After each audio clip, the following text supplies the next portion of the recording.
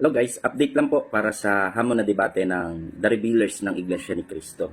Meron po silang latest na post para po sagutin nyo ang aking last video.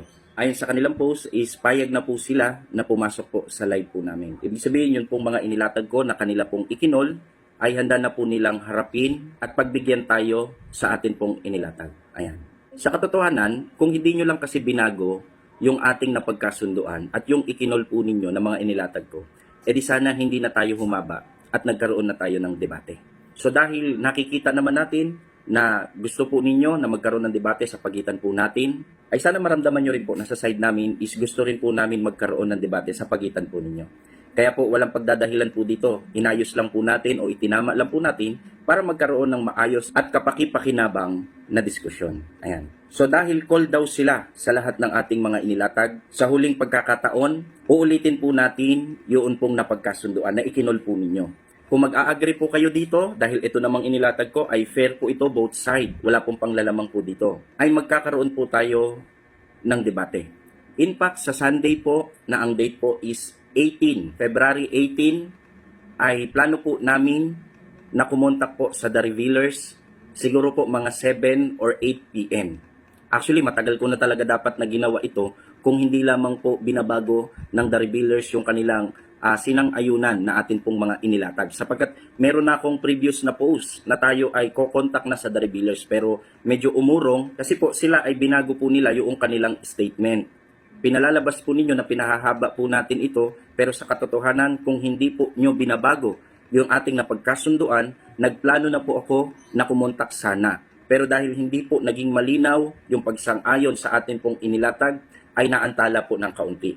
Pero sa pagkakataong ito, sa awat tulong ng Panginoon, sa tingin ko is meron ng magaganap na debate. So isa-isahin po natin para po may background po yung makakapanood po ng video po na ito. Ang The Revealers, ito po ay grupo ng mga kabataan na Iglesia ni Cristo ay naghamon po sa atin ng isang formal na debate online. So inilatag ko po yung ating mga dapat pag-usapan po dito.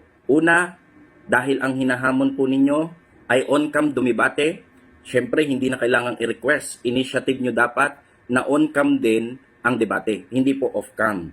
Kasi po sa mga hindi nakakalam itong The Revealers, nakikipag-debate off-cam, hindi po nagpapakita o nagpapakilala.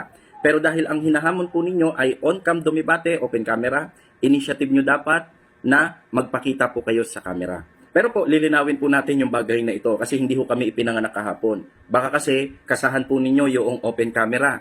Pero pagdating sa debate, ang makikita naman namin is kung hindi naka-face mask, naka-maskara. O kaya silhouette. O kaya naman is patay ang ilaw. Tapos ikakatwiran nyo sa amin, pinagbigyan ka naman namin na open camera. Pero hindi naman sila makita. Hindi ho ganun yung ibig namin sabihin. Ibig sabihin po natin na open camera, malinaw po na makikita ang inyong mukha, walang kahit anumang harang, at hindi po madilim ang background. Ibig sabihin kung ano ka, makikita ka talaga sa camera sapagkat ganun din po sa side po namin. Yun po yung ibig sabihin natin sa open camera. Kung open lang yung camera tapos hindi rin kayo makita, hindi ho tama yun. Hindi ho tayo magkakaroon ng maayos na debate. Ikalawa, ipapakita po natin yung ating mga tunay na pangalan. Both side po yan actually. Hindi po yan panggugulang, hindi rin po yan request. Normal naman kasi talaga dapat yan. Pero dahil itong The Revealers, hindi ganun yung kanilang sistema, kailangan nating linawin na sa pagharap po natin sa debate sa kanila, dahil tayo po ay nagpapakilala sa ating tunay na pangalan, initiative din dapat nila ipakita yung tunay na pangalan. Ibig sabihin, sa pre-debate po, dapat makikita na po namin ang inyong mukha kung sino po kayo. At malalaman po namin ang inyong pangalan sapagkat yun po ang ilalagay na pangalan po ninyo sa araw ng debate. Sana po malinaw po sa inyo. Yung pre-debate hindi po sa mismong debate. Sa pre-debate pa lamang po ay makita na namin kung sino po yung haharap at makikita po kung sino o ano yung kanyang pangalan. Ibig sabihin, sa pre-debate po ay magsisend po tayo kapwa ng ating mga credential like driver's license. Basta credential po na makikita po yung ating picture at saka tunay na pangalan. Wala naman talaga dapat ganito pero dahil ang style ng The Revealers hindi nagpapakilala, hindi tayo papayag sa ganun. Dahil sa ganun yung kanilang style, itatama po natin para makasigurado, makikita yung mukha sa camera, walang face mask, walang maskara, walang kahit anong object na haharang. Yung background, hindi patay ang ilaw, hindi silhouette, kundi malinaw at maayos sapagkat both side, ganun din po sa amin. Magsisend din po kami ng aming credential, kagaya ng driver's license. para makita na yun talaga ang tunay naming pangalan. Both side din po yan, hindi lang po yan sa kanila, pati po sa atin. Kaya hindi po yan actually request dahil lang iba yung kanilang sistema, ibabalik po natin sa tama. Kaya kung okay po sa inyo yung aking sinabi, open camera at ipapakita yung tunay na pangalan, doon pa lang sa pre-debate makikita na namin at magsisend po tayo ng credential para malaman ang tunay na pangalan. Ikatlo, ilalagay po yung pangalan ng relihiyon doon po sa speaker during debate. Ibig sabihin, sa side ko, ilalagay ko yung tunay kong pangalan, then pangalan ng aking relihiyon, Seventh-day Adventist. Sa side naman po ninyo, the revealers, ilalagay yung tunay na pangalan at doon po ilalagay din po yung pangalan ng kanyang relihiyon, Iglesia ni Cristo. Sana po maging maliwanag po ito sa side ninyo kasi hindi ko kami papayag na may disclaimer. Baka kasi pumayag kayo ilagay yung Iglesia ni Cristo, tapos may disclaimer sa pagsisimula ng debate. Mga kapatid, disclaimer po, walang kinalaman ng Iglesia ni Cristo dito ha.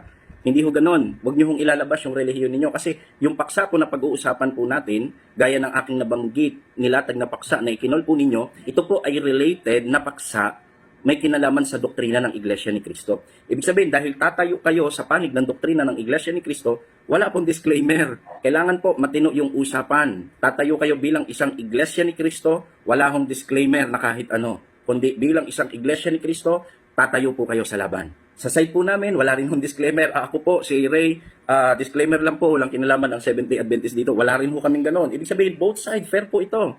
Fair po ito. Kaya sana po malinaw po sa bahagi na yon. Ganon din, kagaya ng ating napag-usapan, meron po tayong platform na papasukan. Hindi ho kami ang papasok dyan. Kayo po yung papasok sa platform namin sapagkat kayo po ang naghamon. Sa pre-debate po natin, kukontak po kami sa inyo. Kung mag-agree po kayo dito, ay Sunday po, makikipag-usap po kami sa inyo, kukontak po kami sa inyo mga alas 7 or alas 8 ng gabi. Basta kukontak po kami, basta sumagot po kayo sa video na ito na merong positibo o pag-agree sa mga inilatag po natin. Ganon din yung paksa na aking inilatag, patutunayan ko na si Felix Manalo ay hindi sugong anghel ayon sa Biblia. Kung gusto nyo po with reference, i-final po natin sa pre-debate. Ngayon, dahil open naman po kayo na humarap, hindi lamang po sa akin, yung natitirang paksa ay ibibigay po natin sa ibang Adventist na haharap din po sa inyo. At doon po natin pag-usapan sa pre-debate conference. Ulitin ko lang po para malinaw, open camera, ilalagay yung tunay na pangalan, ilalagay yung pangalan ng relihiyon, wala akong disclaimer na kahit ano, papasok po kayo doon po sa amin pong live or sa amin pong platform, at yung huli ay yung inilatag ko pong paksa na inyo pong ikinol. Kung maliwanag po sa inyo, yung mga inilatag po na yan, sapagkat yan po ay fair both side, wala pong panglalamang o panggugulang po dyan. Kayo po ang naghamon ng debate, ngayon, kayo po ang magdesisyon kung i-call nyo po ang bagay na ito. Kung hindi nyo i-call, wala ko kaming problema po doon sapagkat hindi naman kami ang naghahamon ng debate. Kung gusto nyo pong matuloy ang debate, i-call nyo po ito. Sumagot po kayo at kapag nakita po namin na ang sagot po ninyo sa anumang paraan na malalaman po namin na okay po sa inyo at call po sa inyo yung mga inilatag ko, umasa po kayo, the revealers. Sa Sunday, kami po ay kukontak sa inyo para po pag-usapan ang paghahanda sa naturang debate.